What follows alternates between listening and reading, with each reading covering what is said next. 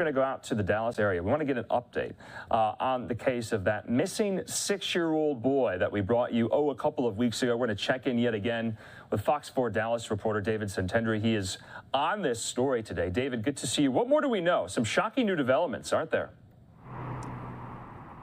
Yeah, we're talking about 6-year-old Noel Rodriguez-Alvarez, and tonight we were able to get our hands on a search warrant which details some new information. So initially, family members reached out to CPS because they hadn't seen Noel in quite some time, and they feared that he had either been sold or even killed.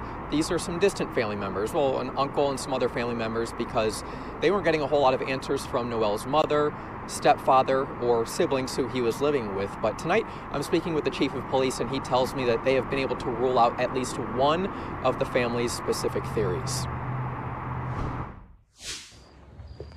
A search warrant for the property where 6-year-old Noel Rodriguez-Alvarez lived in a shed behind a home with 8 family members in the Tarrant County city of Everman reveals details regarding the special needs child's disappearance. Obviously, we're still looking at every avenue. The warrant details communication between police and Noel's uncle, who said his sister, Cindy Rodriguez-Singh, who's Noel's mother, told her mother she had sold Noel to an unknown female at a Fiesta Market. But we can specifically rule out he was not sold to a lady in a Fiesta Market. Everman Police Chief Craig Spencer believes Noel's mother said that to mislead family members. We don't find any evidence to suggest that the child was sold at all. The warrant says rumors within the family were that Noel had been sold or killed. But right now, not able to say if you believe Noel is alive or not.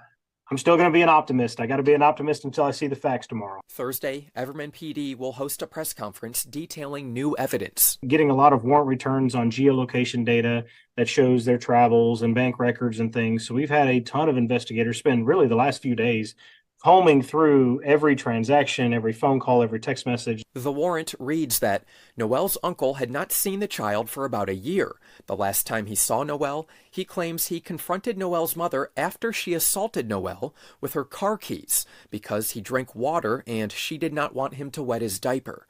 Rodriguez-Singh, her new husband, Arshdeep Singh, and 6 of her kids flew to Turkey and then India after investigators began looking into Noel's disappearance. The family purchased one-way tickets, according to the warrant, and Noel was not on the flight. Obviously, we're still looking at every avenue.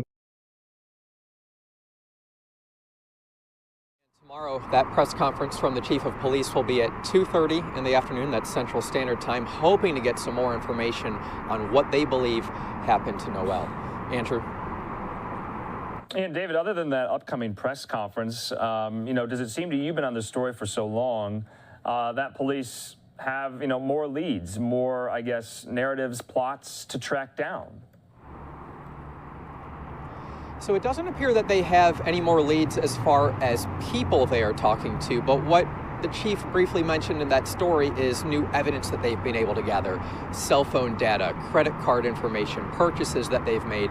So we're hoping to get some sort of a timeline from that information that will most likely be coming out tomorrow at the press conference, and that might point us in a better direction as to what happened to this 6-year-old. All right, Fox 4 Dallas reporter David Santendri there live for us on top of this story. David, we'll check in again if there are any more developments or leads in this case. Thanks so much. Thanks, Andrew.